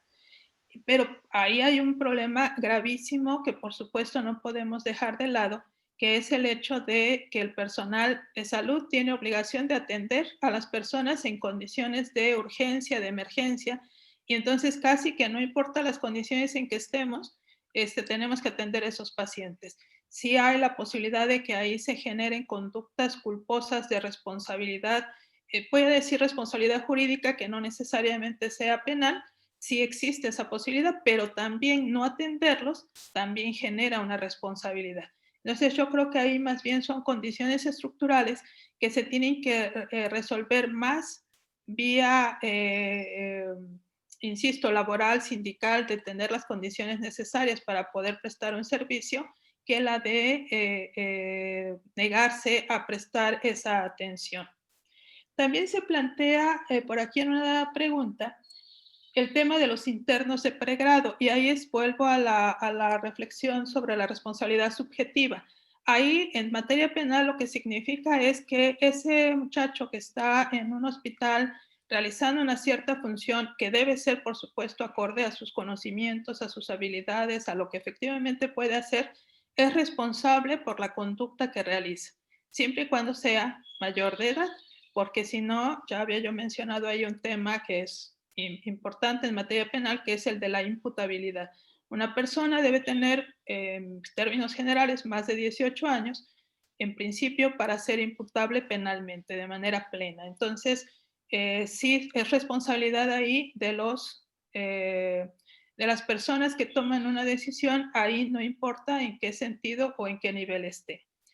Puede haber responsabilidades adicionales que tienen que ver con el supervisor, el jefe, el personal que lo manda a lo mejor a hacer una función para la que no esté preparado. Ahí puede haber responsabilidades adicionales, incluso del propio hospital, si es un hospital público, si es un hospital privado, tendrán que responder, pero eso no exime la responsabilidad del estudiante que llevó a cabo una conducta, salvo que estemos en presencia de un excluyente, como cual, por ejemplo, bueno, que ese estudiante actúe bajo un error invencible, que asuma que le están mandando a hacer una cosa que piensa que es adecuada, que está acorde a su preparación, y resulta que de alguna manera se le está utilizando para hacer algo que no, para lo cual no está preparado. Y bueno, ahí ya tendríamos que ir a caso por caso.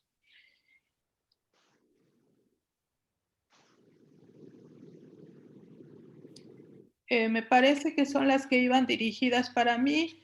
La pregunta de dónde está la justicia, la verdad es que es difícil de contestar para todos y ni siquiera la iba yo a mencionar, pero lo cierto es que sí nos quedamos muchas veces con un sentimiento de impotencia, con un sentimiento de, pues ahí hay muchas cosas que hay que hacer.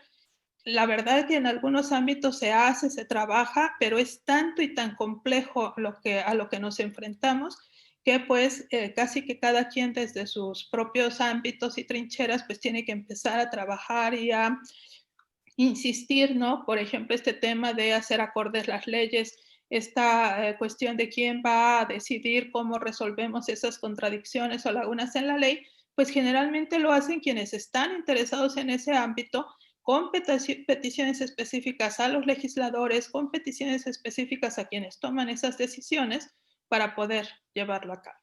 Muchas gracias. Muchas gracias, doctora Rebeca. Bueno, le damos la palabra a la doctora Carolina Delgado para también los comentarios que nos hacen los participantes que nos siguen a través de Facebook Live. También tienen algunas preguntas y comentarios para nuestras ponentes. Doctora Carolina, adelante, por favor. Sí, maestro, buenos días. Pues en realidad aquí en Facebook no hay preguntas, solamente hay un comentario que dice de Gina Mora.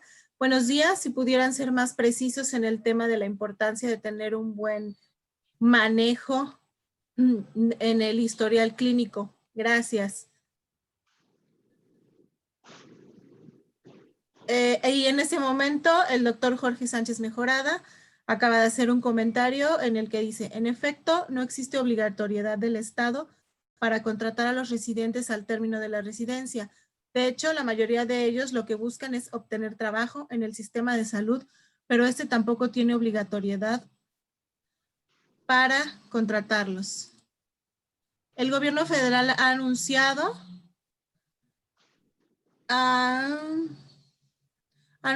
que duplicará el número de residentes. Considero que esto tendría que ir acompañado de alguna política de largo plazo que planee y o garantice que los especialistas formados ocupen su lugar en las instituciones de salud. ¿Qué opinan al respecto? Y eso es todo lo que por el momento hay aquí en Facebook. Muy bien, doctora Carolina, muchas gracias. Entonces, bueno, tenemos el comentario y la pregunta del doctor Sánchez Mejorada.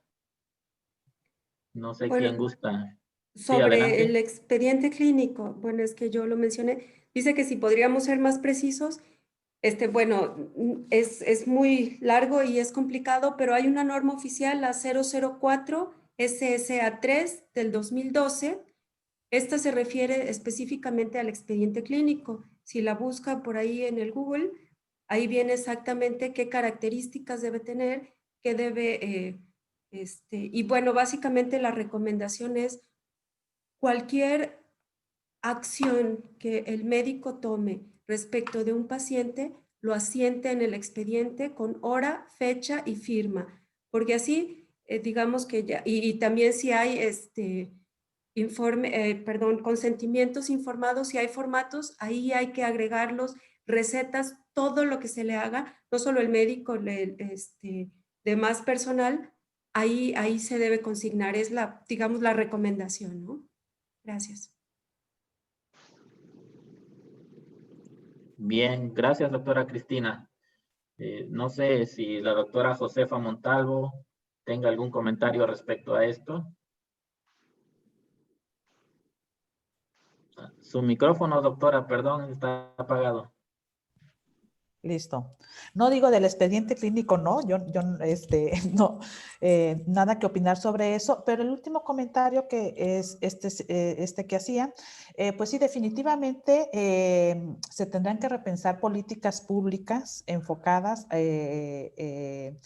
a la mejora tanto de la situación actual y futura de los empleados del área de la salud, ¿no? No solamente empleados, sino de todo el personal, porque, bueno, este año se ha hecho patente y ha quedado en evidencia que es un sector descuidado, ¿sí? Y que requiere de muchísimo apoyo, evidentemente, por parte del Estado a través de estas políticas públicas y que tendrá que atenderse a la brevedad, ¿no? Muy bien. Doctora Rebeca, ¿algún comentario con respecto a esto que comentaron en Facebook? No, pues me parece que ya quedó más o menos resueltas, ¿no? Las preguntas que se habían realizado. Perfecto, muchas gracias. Sigan llegando preguntas y comentarios a través de Zoom. Pues es un tema bastante interesante. Como bien comentábamos al inicio, tiene varias aristas, hay muchos elementos ahí a considerar y nos podríamos seguir llevando mucho tiempo con respecto a esto. Realmente la participación ha sido muy buena con respecto a todos los comentarios y preguntas e inquietudes que tienen nuestros participantes con respecto a las ponencias que escuchamos el día de hoy. Me contactó la doctora Edita Falco, no sé si ya tenga ahí su audio listo, nada más para comentarnos algo muy breve. No sé, doctora Edita, si tenga por ahí abierto su micrófono, dado que no se pudo establecer la conexión adecuadamente, pero tenía algún problema de comunicación, no sé si ya se pudo resolver. Doctora Edita, si nos escucha.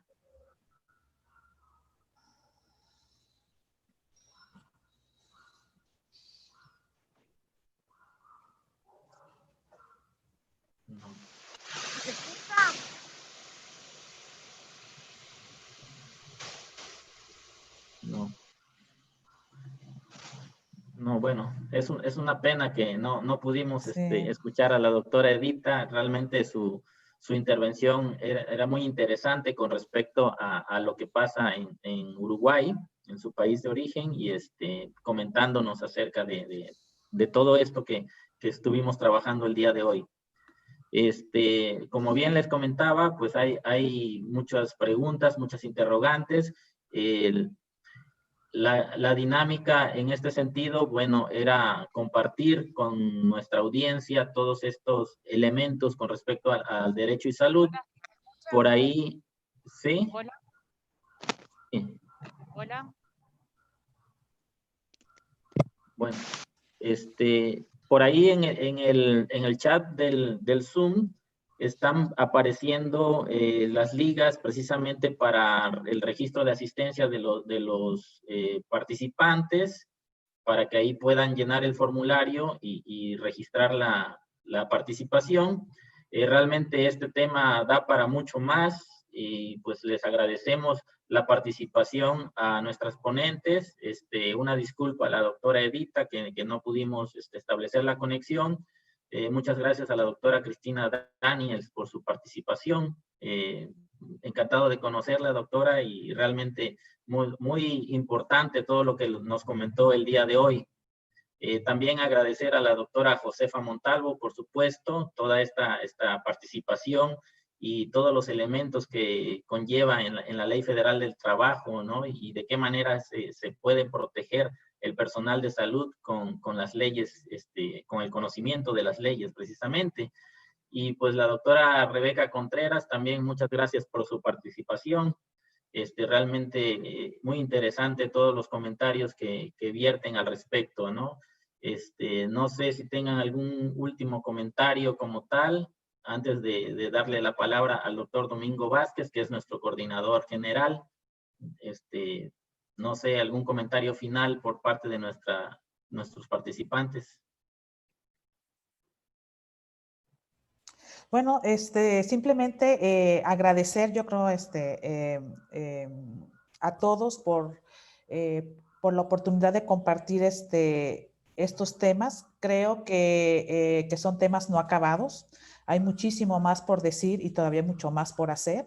Y creo que debe ser un trabajo continuo de cada uno de nosotros desde nuestros propios ámbitos. ¿Sí? Muy agradecida por la oportunidad. Gracias. Muchas gracias, doctora. Igualmente, gracias por su participación.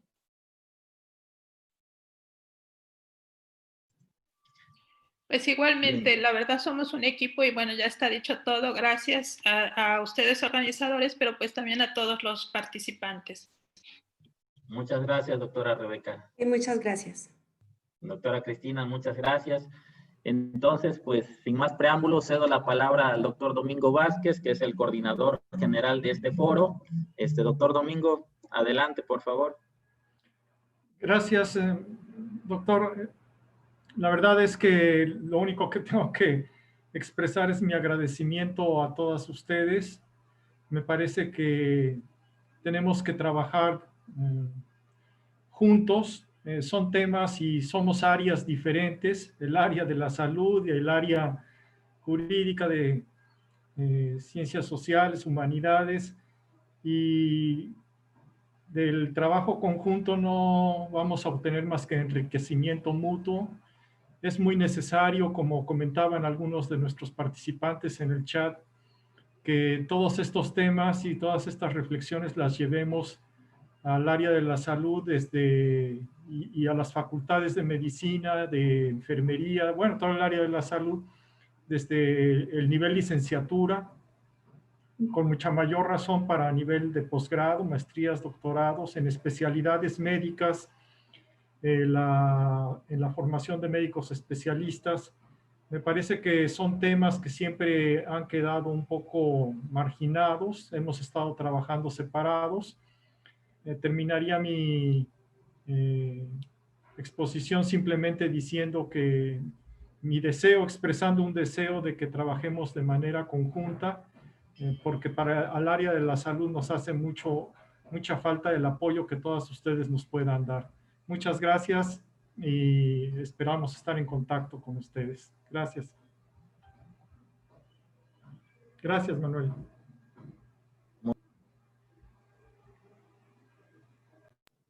Muchas gracias, doctor Domingo, por este mensaje.